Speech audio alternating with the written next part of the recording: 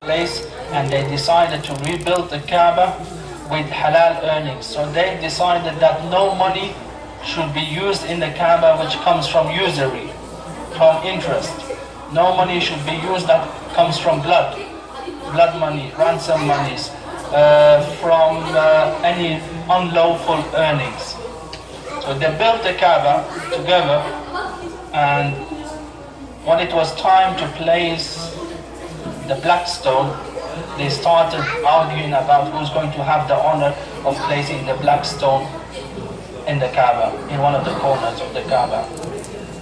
And the arguments and the disputes were so bad that they were really on the edge of going into war, because the honor for them meant a lot.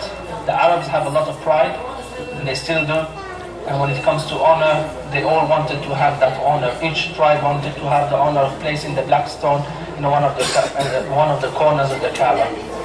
Finally, they decided that tomorrow morning, the next day's morning, whoever comes from one of the gates, whoever comes inside from one of the gates, he will judge, and he will decide what will happen. So somebody has to come from there who could be trusted, somebody who could be accepted by everybody. So the Prophet ﷺ, Muhammad, who was still very young, he came through that door, through that gate in the morning, and when he was walking through, all the tribes saw him. They all said, "We are pleased and we are happy to take the decision of Muhammad. He is the most trustworthy, he is the Sadiq, and he is the most honest." So the Prophet ﷺ settled this dispute between the tribes. He told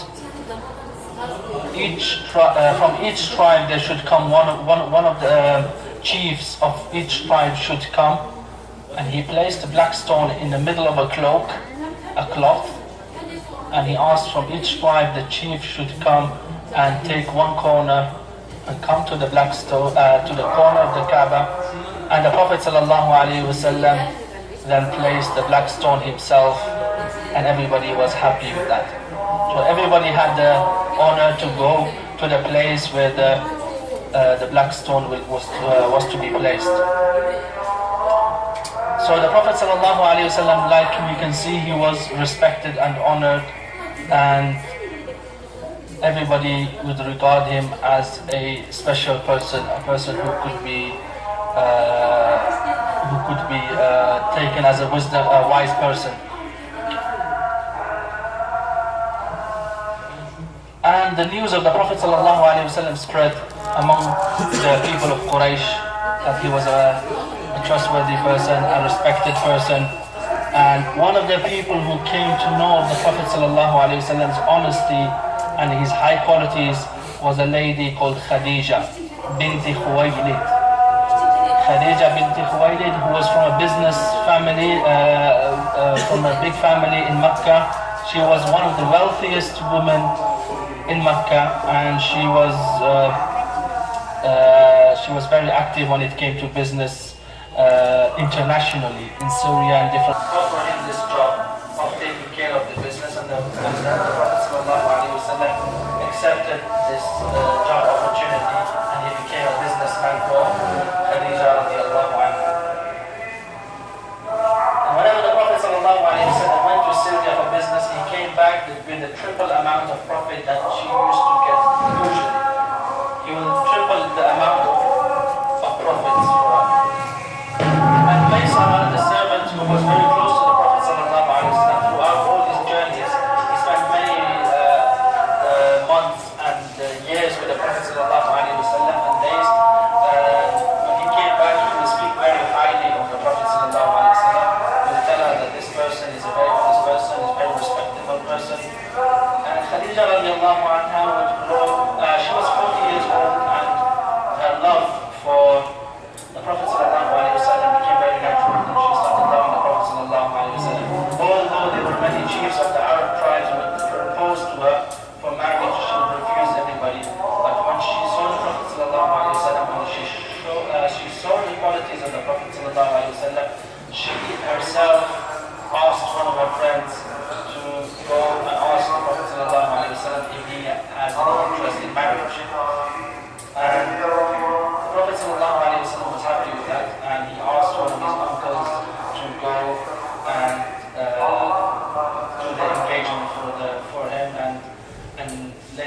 marriage was conducted, and the Prophet ﷺ was married to Khadija radiallahu anha.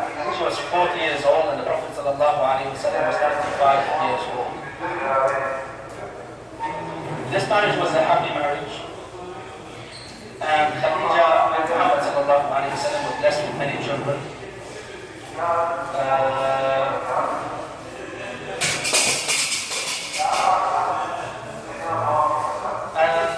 As a couple, they were respected throughout the community. They were respected in Makkah, and they had, and all the children of the Prophet ﷺ came from Khadija radiallahu anha, except one of the children, which was Ibrahim, who came from Maria al-Qiblatain. As years passed after this marriage, the Prophet ﷺ started thinking about himself, and he started reflecting, and he started thinking more and more about his Creator, about himself. Why is he, start thinking about himself, his purpose of life, why was he created, and he started thinking more and more, and he started going into the devotion to Allah subhanahu wa ta'ala, and he increased his devotion to Allah subhanahu wa ta'ala, and he started going to the mountain of al-Nur, Jabal al-Nur. And in Jabal al-Nur there was a cave where the Prophet ﷺ would go, and the cave was known as the cave of Hira. The cave of Hira, which was on the mountain of Jabal al-Nur. The Prophet ﷺ came usually with him food, and Khadija radiallahu anha would bring food for him. And the Prophet ﷺ spent nights and nights in the cave of Hira.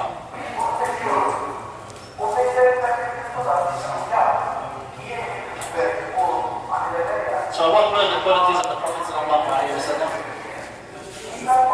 Honesty, trustworthy. What is the meaning? Anybody know the Arabic words that were given to the Prophet ﷺ? The Sadiq. Yes. As-Sadiq, As-Sadiq, Al-Amir. And question for you. Why did Khadija radiallahu anha ask the Prophet ﷺ to handle her business?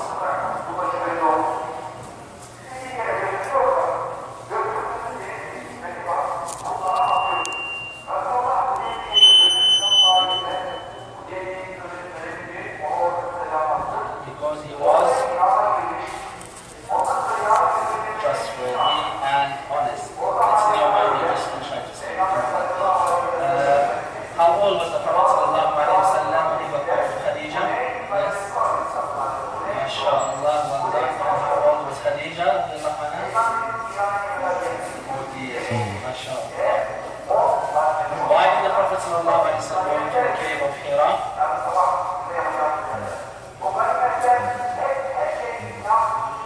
To meditate, to think, devotion. And where is the cave of Hira? On the mountain, which mountain is it?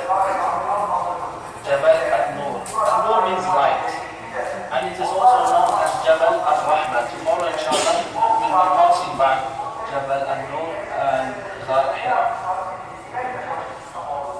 The prophethood of Muhammad sallallahu alayhi wa sallam. When did the Prophet sallallahu alayhi wa sallam become a prophet? We spoke about after his marriage to Khadija radiallahu anha, and he was blessed with the children. The Prophet sallallahu alayhi wa sallam started to think more about himself, and this was all from Allah subhanahu wa ta'ala. Allah was preparing the Prophet sallallahu alayhi wa sallam for a big event. So he blessed him with all his good qualities and the trust of people. And one day the Prophet sallallahu alayhi wa sallam, while he was in the cave, remembering Allah subhanahu wa ta'ala, an angel appeared before him. Imagine he's in the cave, and all of a sudden a huge angel appears in front of him, sallallahu alayhi wa sallam, and he asked the Prophet sallallahu alayhi wa sallam to read. Iqra.